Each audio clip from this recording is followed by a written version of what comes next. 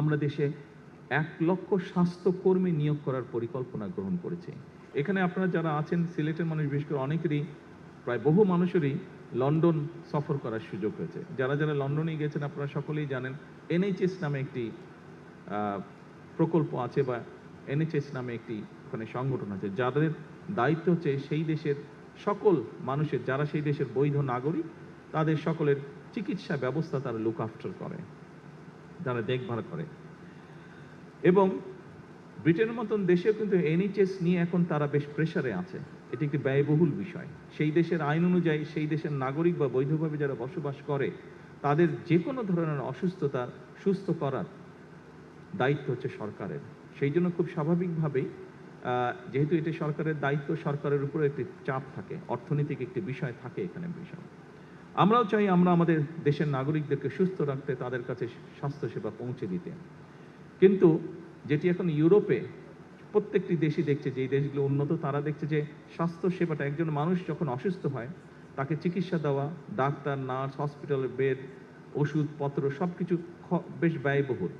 কাজেই আমরা যদি একটি পরিকল্পনা গ্রহণ করি যে আমরা যদি মানুষকে সচেতন করতে পারি, সচেতনতার মাধ্যমে আমরা যদি অসুস্থ মানুষের সংখ্যা কমিয়ে আনতে পারি, তাহলে যারা অসুস্থ হবেন তারা বেটার সার্ভিস পাবে যখন তারা ডাক্তারের কাছে যাবে, যখন তারা হসপিটালে যাবে। আমরাও এরকম একটি পরিকল্পনা গ্রহণ করেছি এবং এর অংশ হিসেবেই আমরা দেশে ১ লক্ষ স্বাস্থ্যকর্মী নিয়োগ করার পরিকল্পনা গ্রহণ করেছি। এই মানুষগুলো, এবং এই ১ লক্ষের মধ্যে ৮০% থাকবে নারী স্বাস্থ্যকর্মী। এই মানুষগুলোর দায়িত্ব হবে গ্রামে গ্রামে, ঘরে ঘরে যাওয়া। শহরেও তারা থাকবে, তবে আমরা জোর দিব গ্রামের মানুষের উপরে বেশি।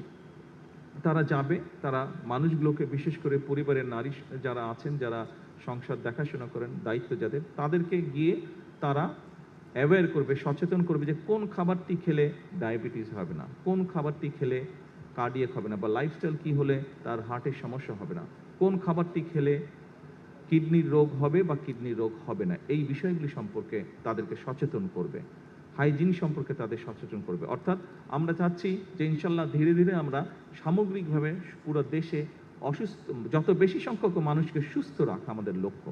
তার ফলে স্বাভাবিকভাবে যারা হসপিটালে আসবে পরবর্তীতে অসুস্থ হয়ে, তাদেরকে যাতে বেটার চিকিৎসা দেওয়া যায়। স্বাভাবিকভাবেই চিকিৎসা, অসুস্থ মানুষের সংখ্যা যখন কম হবে, আপনার মেডিকেলের ক্ষেত্রে আমাদের জন্য সুবিধা হবে টেক কেয়ার করতে।